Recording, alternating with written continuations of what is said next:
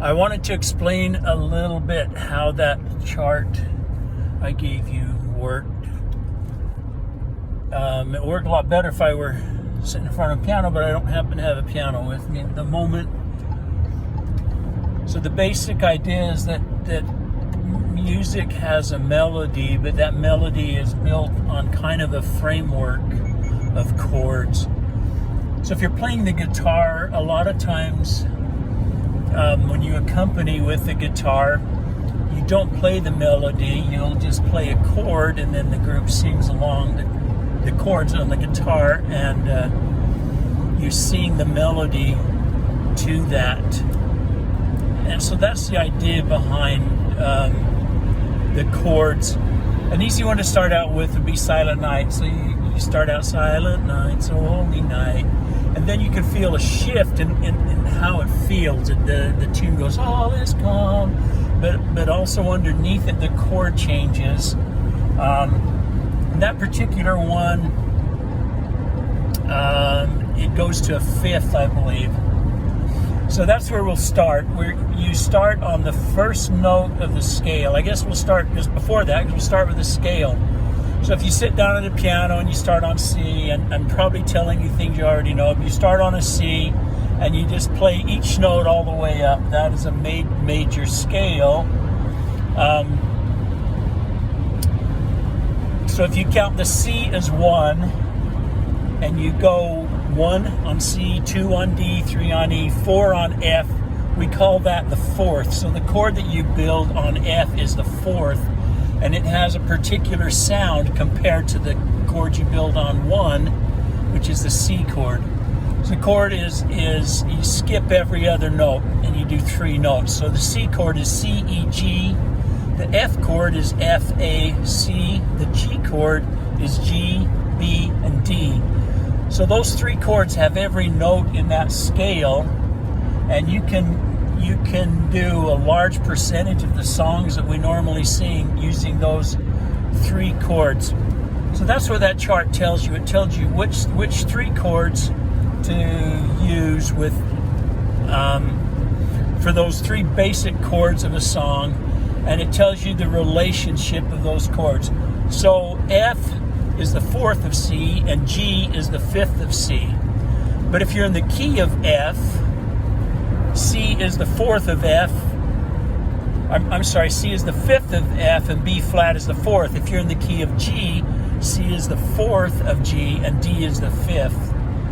It's actually easier done than said. It's one of those things. But if you look at the keyboard, you'll see those interesting relationships. That if you go start with F, C is the 4th. If you start with, it's the 5th, I'm sorry. And then if you start with C, G is the 5th. And you'll notice that those are grouped together on the chart, and they work their way around like that. You turn the chart. Well, in this case, you slide the chart, and it'll go F, C, G. F the 4th, C is the 1st, and G is the 5th. Then you slide it over, and it'll be B flat, F, and C. So F is the 1, B flat is the 4th, and C is the 5th. Anyway, I will redo this sitting in front of the piano, but the idea behind that is those are the 3 chords that you use when you're playing in that key to build your song around, and those are the relationships. So what you're trying to do, what the song is trying to do, is come back to the C. And it's like telling a story. In the first act of the play, you kind of get everybody familiar with where you are, who the characters are, what the setting is.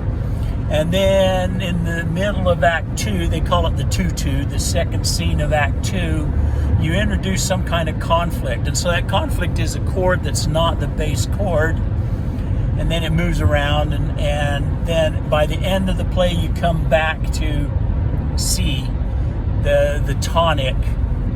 Okay, so those are the 3 major chords, and you notice again, as I said, that they have all of the notes in the major scale. The minor chords, you go down 3 notes, so C being the first, you go down to B, and then to A. A minor is the relative minor. And then the 4th of the minor and the 5th of the minor have the same relationship. So A minor, so A, C, and E So the same key signature as C, and then D minor and E minor. So those are the relative minor chords that you use in the key of C or in the key of A minor. Anyway, if you mess around with those, or here's better yet, find a song you like and see if you can identify what the chord changes are. I should have started with that. That's the best thing to do. Find a song you like. Start with Silent Night. That's an easy one. And then find what those chord changes are and how they feel. Okay, then the next thing you'll notice in the next lessons from here will be color chords, which are transitional chords that use notes that aren't actually in the key you're playing in. And as you go through those Christmas songs, you'll see that, "Oh Little Town of Bethlehem," there are notes in that song that aren't in the key that it's written in, and it gives color to it.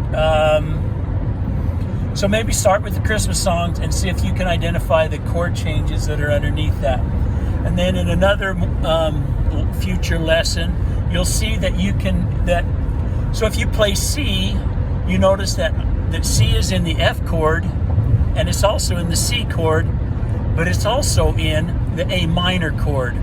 So sometimes you can mess around with a song and you play the same tune and you put a different chord underneath it. It gives the song a different sound. You'll see, alternate arrangements of hymns. People put out these songs for choirs sometimes, and that's a trick they'll use to make the song have a different feel. The chord gives it the feel. The melodies does too. But anyway, this has gone way too long.